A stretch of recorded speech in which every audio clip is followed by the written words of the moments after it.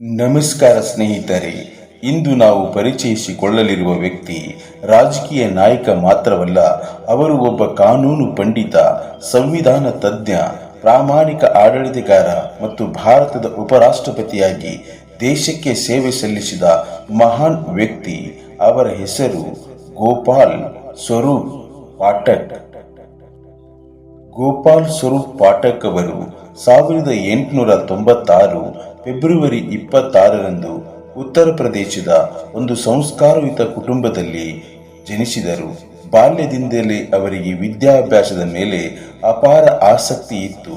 ಕಾನೂನು ವಿಷಯದಲ್ಲಿ ಅವರು ಅಪೂರ್ವ ಪ್ರತಿಭೆ ತೋರಿದರು. ಅವರು ಉನ್ನತ ಶಿಕ್ಷಣವನ್ನು ಪಡೆದು ಕಾನೂನು ಕ್ಷೇತ್ರದಲ್ಲಿ ತಮ್ಮದೇ ಆದ ಗುರುತು ಮೂಡಿಸಿದರು. ವಿದ್ಯಾರ್ಥಿ ಜೀವನದಲ್ಲಿ ಅವರ ಚಿಂತನೆಗಳಲ್ಲಿ ದೇಶಭಕ್ತಿ, ನೈತಿಕತೆ ಮತ್ತು ನ್ಯಾಯ ಪ್ರಜ್ಞೆ ಸ್ಪಷ್ಟವಾಗಿ ಕಾಣಿಸುತ್ತಿತ್ತು. ಗೋಪಾಲ್ ಸ್ವರೂಪ್ ಪಾಠಕ್ ಅವರು ವಕೀಲರಾಗಿ ತಮ್ಮ ವೃತ್ತಿ ಜೀವನ ಆರಂಭಿಸಿದರು. ಅವರ ವಾದ ಪ್ರತಿವಾದ ಶೈಲಿ ಸ್ಪಷ್ಟ, ಗಂಭೀರ ಮತ್ತು ಸಂವಿಧಾನಾಧಾರಿತವಾಗಿತ್ತು.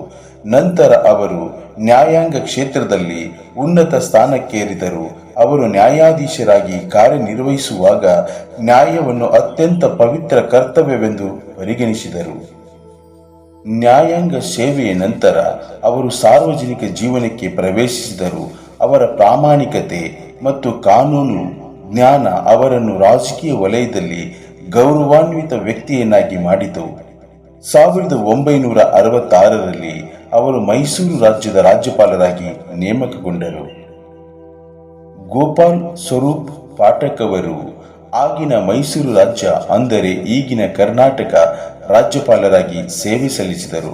ರಾಜ್ಯಪಾಲರಾಗಿ ಅವರು ಶಾಂತ, ಸಮತೋಲನದ ಮತ್ತು ಸಂವಿಧಾನಪರ ಆಡಳಿತವನ್ನು ನೀಡಿದರು. 1969ರಲ್ಲಿ ಗೋಪಾಲ್ ಸ್ವರೂಪ್ ಪಾಠಕ್ ಅವರು ಭಾರತದ ಉಪರಾಷ್ಟ್ರಪತಿಯಾಗಿ ಆಯ್ಕೆಯಾದರು.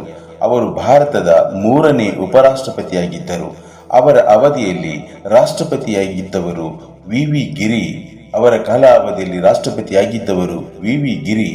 ಈ ಅವಧಿ ಭಾರತೀಯ ರಾಜಕೀಯದಲ್ಲಿ ಅತ್ಯಂತ ಸಂವೇದನಾಶೀಲ ಕಾಲವಾಗಿತ್ತು.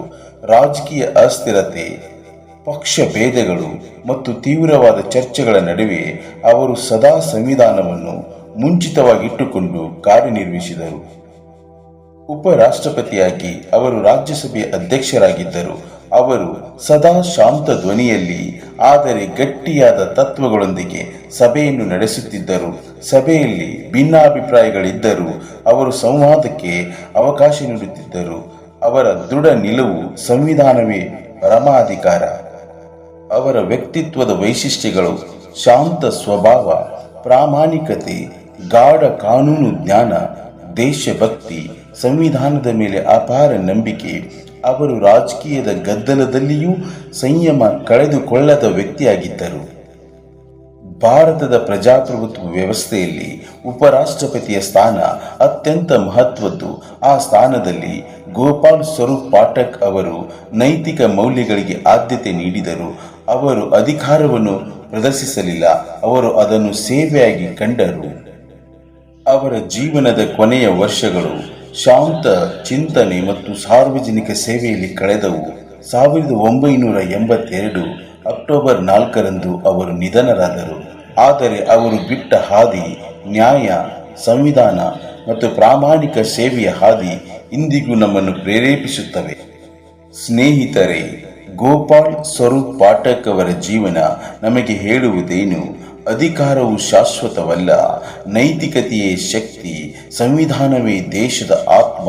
ಇಂಥ ಮಹಾನ್ ನಾಯಕನ ಜೀವನದಿಂದ ನಾವು ಕಲಿಯಬೇಕಾದ ಪಾಠ: ಸ್ಥಾನ ದೊಡ್ಡದಾದರೂ ಮನುಷ್ಯ ಇನ್ನೂ ದೊಡ್ಡವನಾಗಬೇಕು ಅಂತ ಹೇಳ್ತಾ ಈ ವಿಡಿಯೋನ ಇಲ್ಲಿಗೆ ಮುಗಿಸ್ತಾ ಇದ್ದೇನೆ. ಮತ್ತೊಂದು ವಿಡಿಯೋದೊಂದಿಗೆ ಸಿಗೋಣ. ಅಲ್ಲಿವರೆಗೂ ಎಲ್ಲರಿಗೂ ನಮಸ್ಕಾರ.